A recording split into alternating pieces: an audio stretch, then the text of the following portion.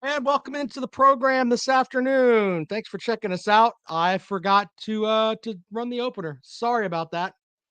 Uh I've got a lot of things we're going to get into today, and I tell you what, we're going to have some I think we're going to do a little looking back today. It's not like today's a history course, but we're going to look back a little bit today. Um we're going to talk a little bit about some video that came out with Coach Mark Stoops, who is a guy that you like. But he said some stuff, and I just kind of wanna just be like, "Huh? Really?" So we'll get into that in a moment. First of all, I have to address Jay off the top. He says, "I am Rob Jimbo's evil twin brother Sanders." Get the fuck out of here with all of that. Appreciate Jay watching the show every day. Um, Jetmex says, "Rob has emerged from some sort of time portal, it appears." Look, this is a backdrop that I put out, and I goofed with it the other night. The Atlanta Braves, America's baseball team, has not lost since I've done this backdrop. They've won what, 7, 8 straight. And until they lose, I'm gonna run this backdrop, even though it looks kind of silly. So I move my hand around, which is kind of cool. But anyway, yeah, they're now what, 3.5 games behind the New York Mets, which is America's shithole, by the way. Can't think of anything good about the New York Mets. I mean, seriously. That franchise forced Daryl Strawberry to be a cokehead. I mean, they are like the epitome of they're the Yankees' little brother is what they are. I mean, you go to a New York Mets game up there in New York, I mean, that's basically saying, "I don't have the clout to go to a Yankees game." That's pretty much what it says. So, fuck the Mets forever, and then fuck the Phillies too.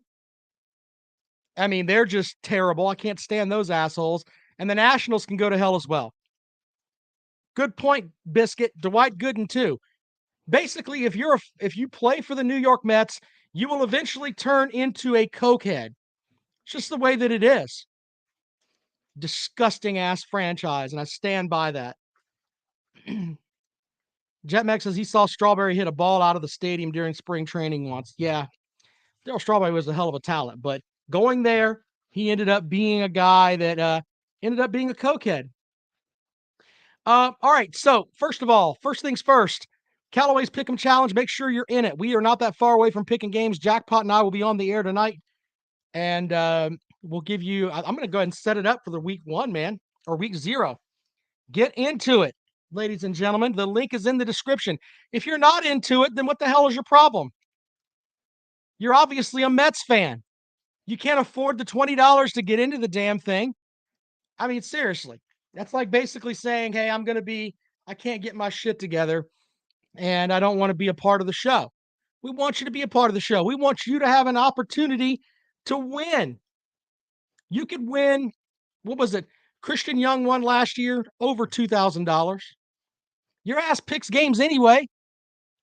I'm willing to bet that the majority of the people that listen to this show place a bet at some point on some game. And by the way, we only pick the best games. We don't pick any shithole games. We pick the games people care about, except for the Kale Hall special, which is a pile of shit. Biscuit's in. Congratulations. Alan is in. Congratulations. Appreciate you guys. So, yeah, there's that. All right. So, who doesn't like money? Good point, Biscuit. I'll tell you what, it has to hurt Jackpot's feelings that every season he puts all this effort into making some great content on this channel, which, by the way, check out his stuff, man. Jackpot puts out some really, really good stuff. I mean, he really, really does. But he does his basically Friday night bets, basically, where he likes this team, that team, and everything else. We do a show on Wednesday night where we pick the games for the weekend, and Jackpot never really finishes inside the top 10, which is sad, or top 20. Breaking news on my Apple Watch: the Los Angeles Lakers continue to be dumb fucks. They've signed LeBron James to a 2-year, $97 million contract. So let me get this straight. A guy that's in the declining end of his career. He's what, 35, but he's been playing what, 20 years or something like that. They're going to pay him on average, what, $48 million a year. You wonder why the Los Angeles Lakers suck an asshole. Why? That's why. Anyway, enough NBA talk for today. That's why the NBA can't be taken seriously. They don't pay the players that need to be paid. It's jerk offs like fucking LeBron getting $48 million. Yeah, I mean, he's a good player, but he's on the end of his career. If he cared about winning, he would take lesser money and fucking build around him. What an asshole he is, too. All right, anyway.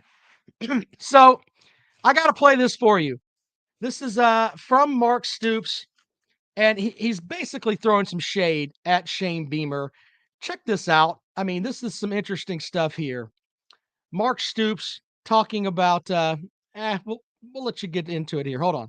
What's the best part of like what you've built? Like the output of that. I mean, the winning's great. Yeah. But what's the part of it where you just go, we've done this? I think ultimately it's the the respect throughout the league when you're dealing with coaches and players. Win or lose, you walk out, you're going to be in for a physical matchup. That we're coming to play, we're coming to compete, and having that mindset, because that's not easy to change. I've talked years ago about climate versus culture. It's easy to change a climate. You just change your uniform, talk a little game, dance around, put on some stupid sunglasses. And you can change a climate, but to change a culture is at the core. Right. And I'm quite certain we changed our culture. Just who we are and how we're perceived. And you look around with the greatest coaches. Some of the greatest coaches, amongst others in other leagues, but some of the greatest coaches, and that respect that you get, and the respect that our players carry with them, because they know who they are. And so I don't pretend this is not about me, but that culture throughout our whole organization has totally flipped. All right, so there's some comments from Coach Stoops. Here's the thing with that. Sorry about the echo. I have to figure that out. But here's the thing with that. First of all, South Carolina fans are upset. Let's get into that first. And I retweeted earlier. Gamecock fans automatically think that they're just a better football program than Kentucky. So let's get into that for a second. But I got to give credit to at DogFan1988-1 on Twitter. He says South Carolina's lost 7 times to UK in their last 8 games.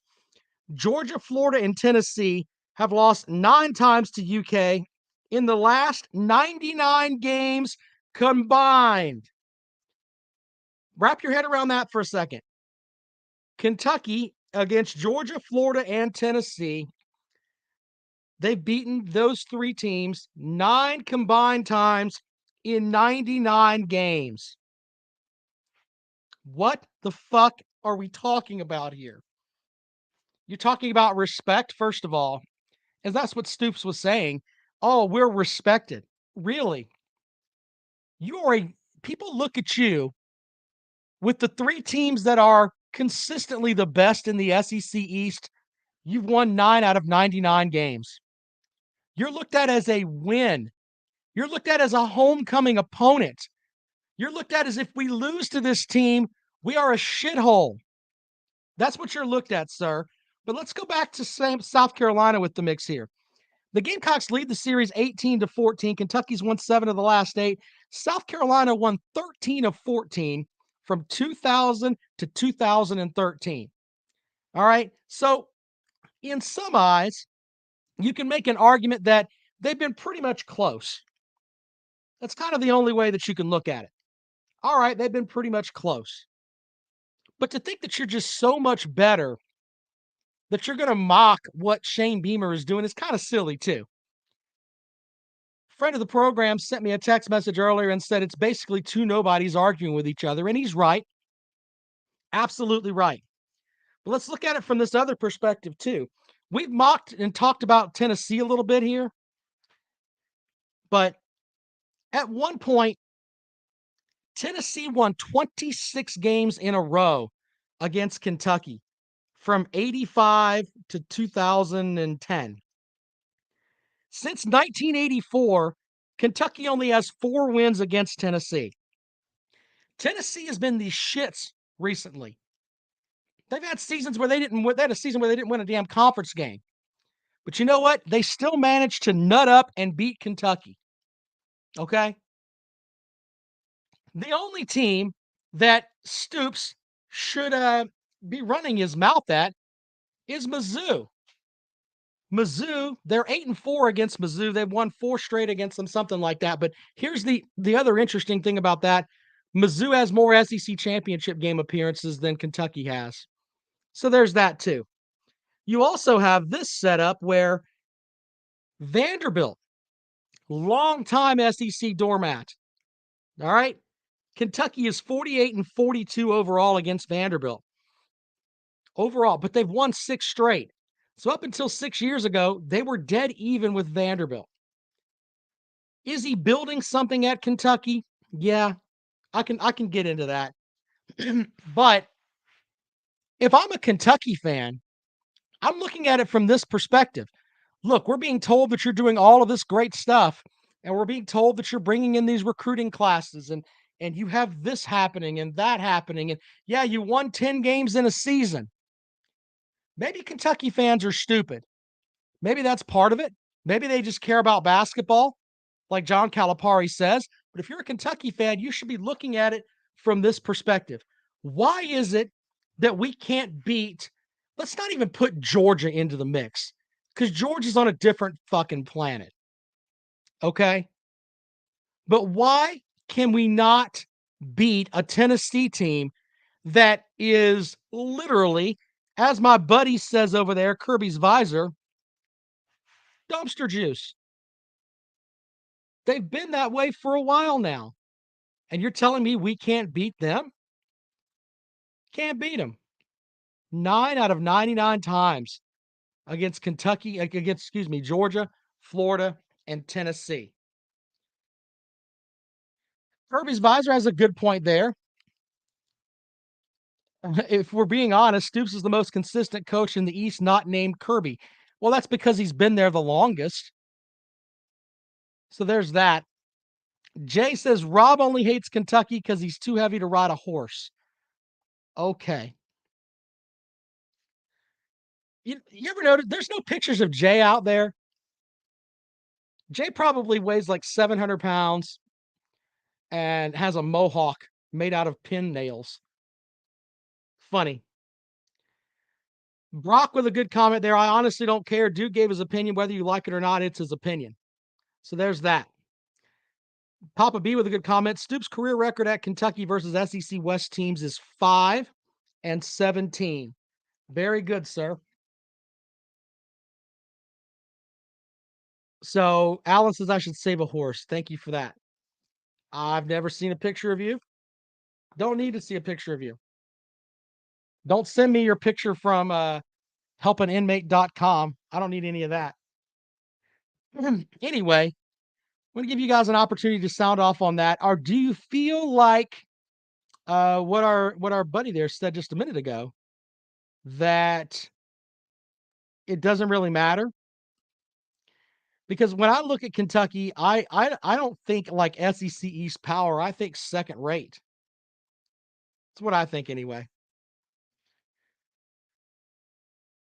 803-470-2905, 803-470-2905. If you would like to join the program today, that number is open for you. 803-470-2905. And I do think that South Carolina fans just think they're a better football program. So there you go with that. But in the end, Kentucky here lately has been playing better. But overall, do people really see Kentucky as a team that's going to compete consistently in the East? Not feeling it. 803-470-2905, 803-470-2905. That's the number to dial if you'd like to join us here on the program today. Do you agree with Stoops? Why is he throwing shade at Shane Beamer for doing the whole sunglasses thing? I don't get that either. Papa B says Kentucky is a fun road game for traveling fans. You get to high-five your players leaving the field after a win. Mark Durbin says, love Stoops pointing out how goofy Beamer is. Chicken's going to get asses handed to them in Lexington. 8 out of the last 9. That ain't lately scratch off. Good point. Kentucky versus Bama equals 0. Second, the dog says. Kirby's advisor says, well, let South Carolina think highly of themselves compared to Kentucky. It's not crazy talk. Yeah, I can definitely see that too. Cade says Tennessee and Kentucky kiss ass. Good point, sir. And I think there's Gamecock fans that are like who was it that said something earlier? I think it was Brock. Brock was on point with that earlier. There are Gamecock fans that think the way he does. There are Gamecock fans that point blank are like, we're a better program than Kentucky. Deal with it. I'm in the camp of they're about even, in my opinion. If we're going past the past 15 years, I mean, South Carolina had that run where they had some really good teams. Kentucky's been pretty good here lately, but overall, neither one of them have been just absurdly world beaters. I know Gamecock fans will say, all right, well, we had those 11 or 10 win seasons. That's great. Wasn't consistent though. Yeah, Papa B with a good comment. Kentucky cursed themselves when they celebrated victory against LSU and lost. Leonard Sarasota with an excellent comment. This is the comment of the day. Stoops and Beamer have one big thing in common, being closely related to much better coaches. Yeah, I'm with you on that. 803-470-2905. As Jay is sending me stuff during the show. I mean, you're sending me pictures of yourself during the show. You want a date? What the hell's wrong with you? 803-470-2905. 803-470-2905.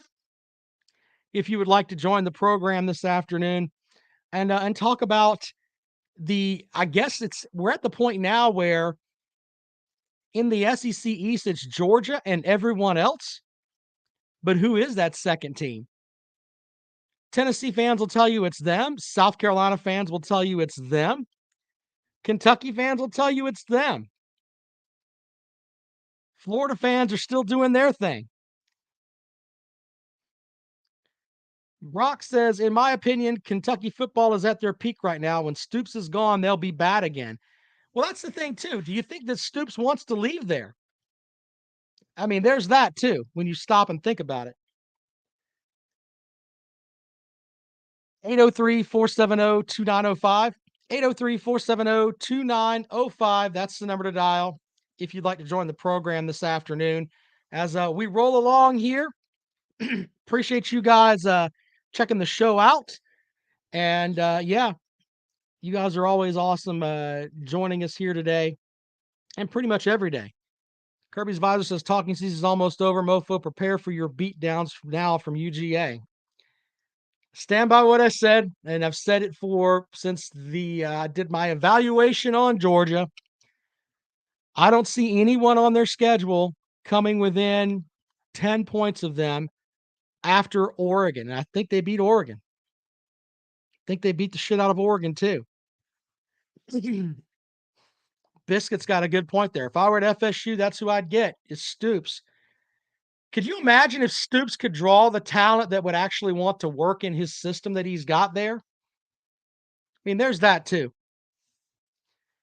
803-470-2905. 803-470-2905. Jay says, Rob, it can't be that big of a deal just to drop that green screen and get that face swap out. I don't have a problem with my face, dude. I don't have a problem with my face. 803-470-2905. 803-470-2905. If you would like to join the program this year. Not really changing my tune. It's just that I've seen what the talent that Georgia has. And I think their offense is going to be better this year. So we'll see that.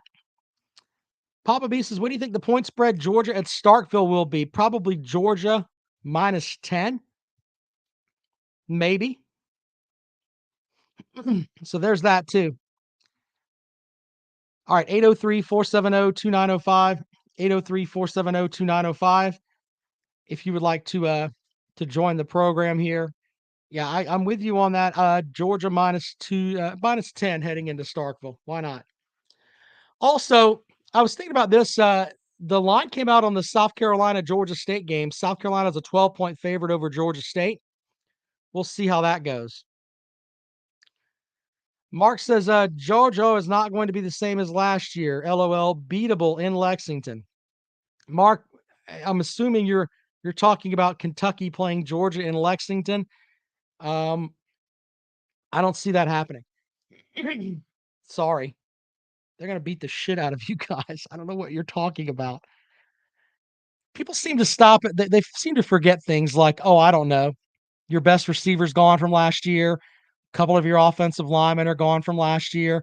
And you've got guys that are coming in from the transfer portal. And I love how people say, hey, these guys are coming from the transfer portal and they're just going to plug right in. On the offensive line, there are very few guys that come in the first year and they're really good. Give a shit who you are.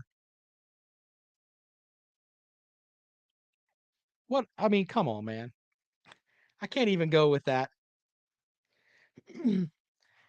Here's the poll question we'll have for today.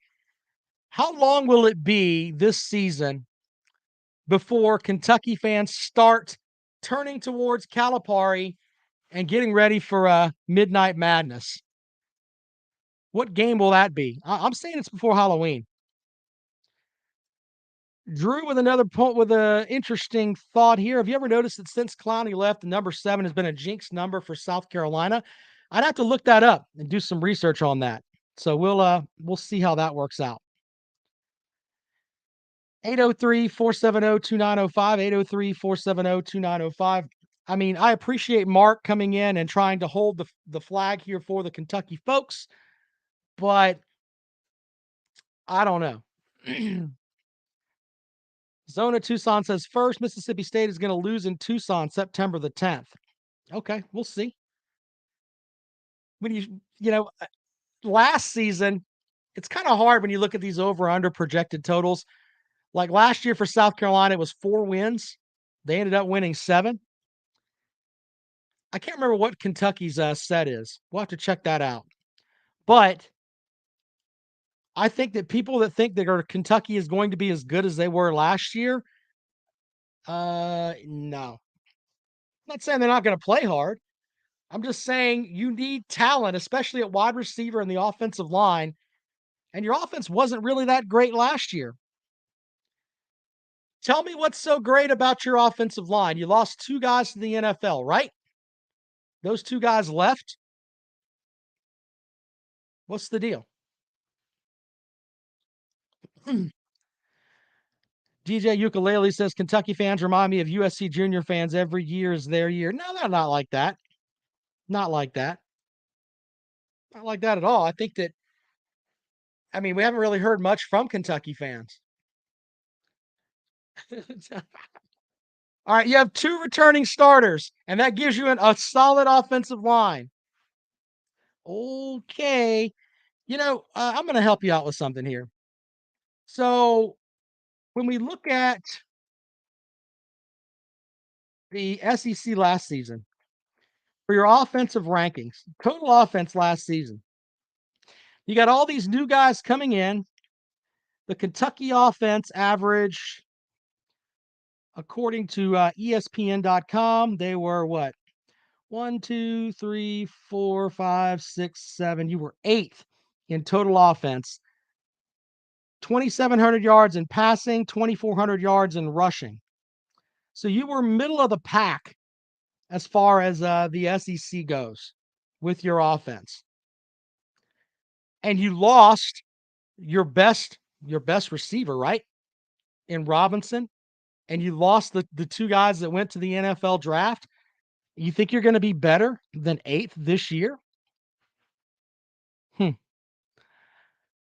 I think what you should focus on is making sure that Rodriguez, who is supposed to be your all-world back, I mean, he's the SEC's leading returning rusher, so we'll give him respect for that.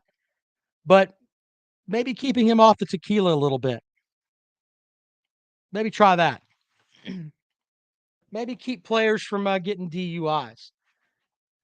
Maybe this culture that Stoops is talking about. I mean, you want to be Georgia so bad, you're trying to be Mark Richt's Georgia, where you're leading the SEC in arrests. Don't get silly there, Georgia fans. You led the conference in raping last season. You're the only team that had a rape accusation against you. So slow down a little bit here. It's not like you're an angel in the conference here. But Kentucky's been littered this offseason with we've had more stuff come out about Kentucky football in this summer than we have in a long time with the arrest and what Stoops just said here. And what else did we have? Stoops and Calipari bashing each other. 15 years ago, if Joker Phillips would have said some of this stuff to try to defend his program against Calipari or Rick Pitino or whoever, they would have executed him on sight. So there you go with that. Innocent until proven guilty, Robert. You're the only one that had an accusation, sir. Oh, goodness. The UK defense will be better, Mark says. Okay. Innocent until proven guilty. Okay. All right. 803-470-2905. DJ Ukulele says Kentucky will not finish in the top 8 of the SEC standings. If you're talking about the top 8 on offense, I can buy that. I can buy that. 803-470-2905. Would love to get your calls on this as we roll along here this afternoon. I mean, let's read Mark's. D-line is very deep. 4-star Frosh is even going to play, and we don't need him, but he is that good. Okay. Okay. Hilarious. I love talking season. It's good that Kentucky is running his mouth. They're running their mouths right now, though. It really is. By the way, have you guys noticed that the Tennessee folks, by the way, that are up in here every day talking about all we do is talk about Tennessee, and none of them are running their mouths right now. I didn't set the program up to rip Kentucky today.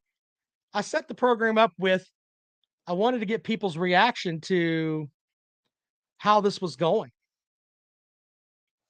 And what I mean by that is that how things are. Do you think that Kentucky has moved past South Carolina? Or are South Carolina fans like, whatever? Chris Foster said UK had 99 scholarship players last year. They'll be back to earth this year. Maybe so. Dion Walker, 6'6", 345. Never heard of her. What do you mean? What am I not knowing here? He says, I'm not ripping UK. You're just showing you don't know. Here's a stat that I do know. Shout out to the gentleman that sent it to me on Twitter. I went and researched it, and he's right. You've won 9 games in 99 tries against Georgia, Florida, and Tennessee. How's that?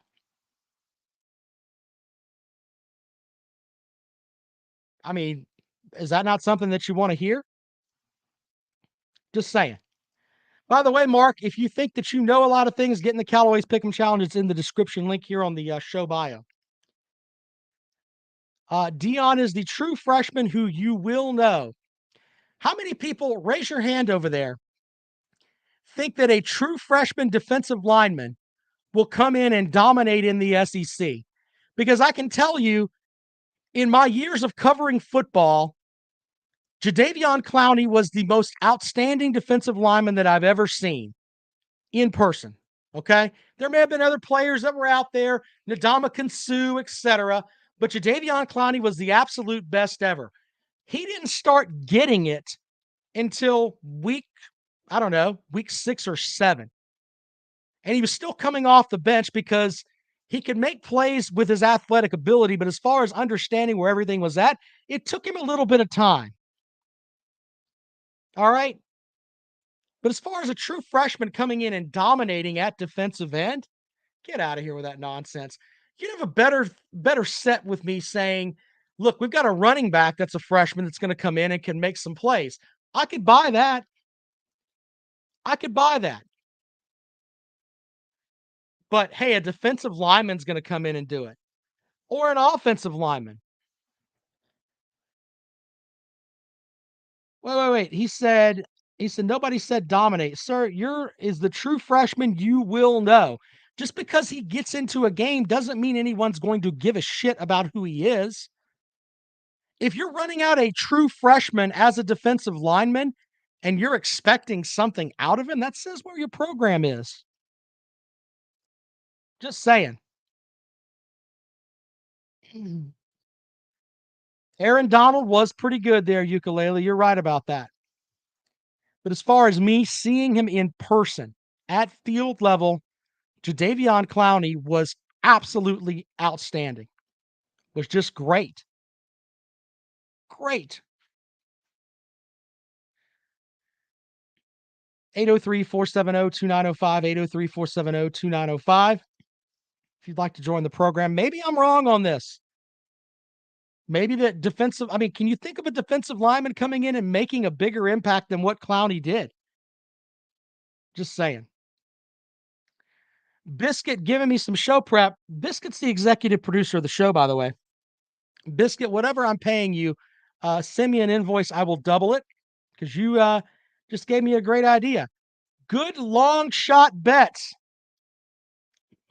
That's a good thing. We might do that tomorrow. We may have to get together on that and figure out what where we're on the same page. Double, please. Yeah, I got you. I'm good. I'm good on that. All right, 803-470-2905, 803-470-2905. That is the number to dial if you guys would like to join us on the program. I apologize for not doing a show yesterday. I was out doing job interviews yesterday. So, by the way, for some of you folks, an announcement coming up here shortly. I will be on the radio this fall for game days. I will tell you about that once I get all of it out and sign the contract. I can't do it until I sign the contract, but I will be on the radio this fall covering an SEC team pre and post game. We'll get into that later on. It's just for game days. So, but working on some other things too as we roll along here. Chris says Derek Barnett was an insanely good freshman. Better stats than freshman Clowney. We have to look that up, Chris. I have to check that out. But generally, that's kind of the exception rather than the norm, right? Defensive lineman coming out and dominating as a freshman. It's kind of like, oh, okay. Kirby's Visor says Rob is covering the Dogs for some game days now. I've had offers to cover other SEC teams. Georgia's not one of them. Let's leave it at that. Oh, I'm sorry. I got the phone up here. Let's see what we got. And welcome to the program. Good afternoon. Hello. Hey, Rob. What's going on? What's going on, buddy? Hey, this is Hunter Slay over at YouTube chat. How you doing, Hunter? Hey, I'm doing good, man. Hey, I was just going to weigh in there on the kind of like the offensive defensive line. Sure. One reason I think it's hard for a lot of true freshmen to do anything is there's some grown ass men usually on that offensive line. Yeah. I mean, unless you got a true freshman starter there, you usually got 3 and 4 year guys that it's not their first rodeo. Well, I mean, you have the whole what is it, the college meal plan, where they basically, I mean, if you go to a Power 5 school that gives a shit about football, they have it's pretty much set up what you're going to eat, how much weight you're going to lift. I mean, they even do how much sleep you're going to get. I mean, it's down to, I mean, the closest detail. But a lot of those guys have been in that program for a while. Whereas some of these guys, these young fellas are coming out of high school and they're up there on the Rob Sanders diet of Bojangles and some sweet tea. And they may be some big fellas, but they're not finely tuned athletes yet. And it takes some time. So. Exactly. And Clowney, I mean, I'm a UT fan, but I mean, Clowney was unreal. And Chris kind of said something a minute ago. Barnett, you was talking about the stat. He had 10 sacks as a true freshman, and he actually broke. Of course, he broke Reggie White's overall sack total, and then he set that true freshman record at UT with 10 sacks as a true freshman. And that's you don't get those. Right. Guys like Clowney, Barnett as freshmen, they're not a dime a dozen. They're anomalies. You know what I mean? Oh, yeah. And I'm not throwing any shade at Barnett. He was a hell of a player. I'm just saying, on average, guys Oh coming in no, as I didn't think freshmen. you were. I didn't think you were. But guys coming in as freshmen, a lot of them don't really get that opportunity. They gotta put some weight on there. Put some weight on. Exactly. Here's what get it right. Barnett he was pretty undersized, and he actually came in. They moved him to D line.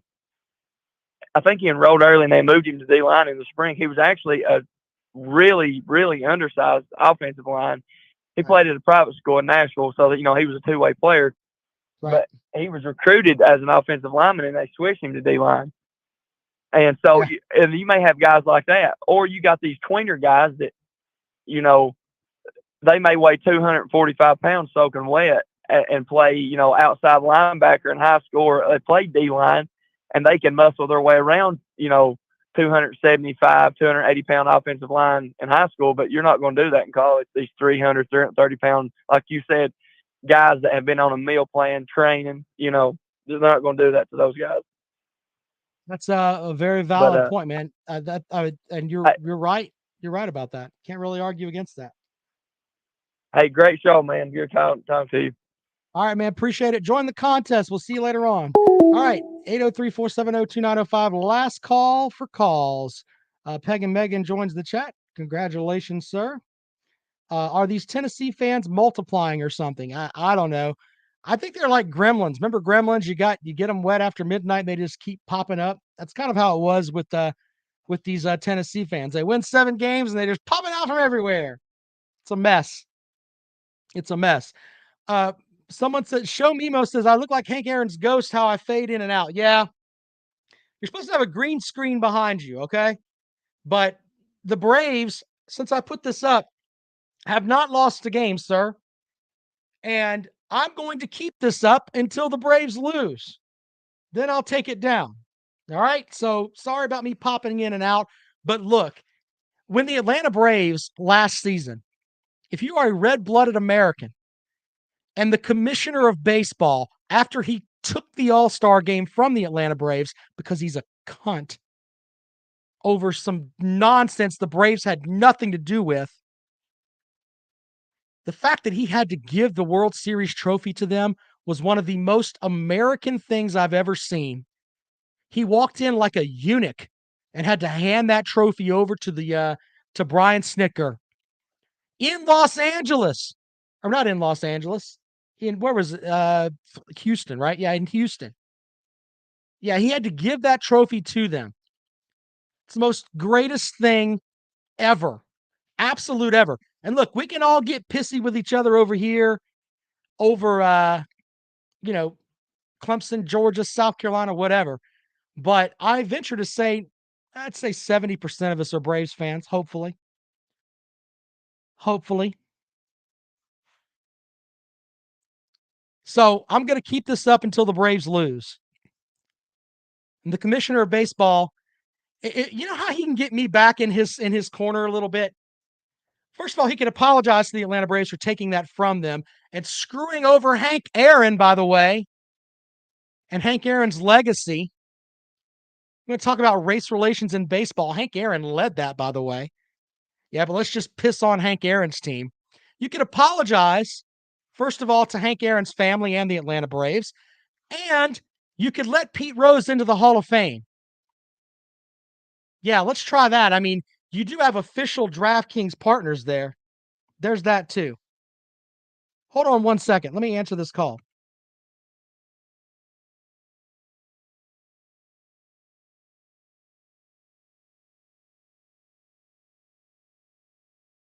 All right, guys, I've got to run, but I appreciate y'all, and we'll talk to you guys later on. All right? Thanks a lot.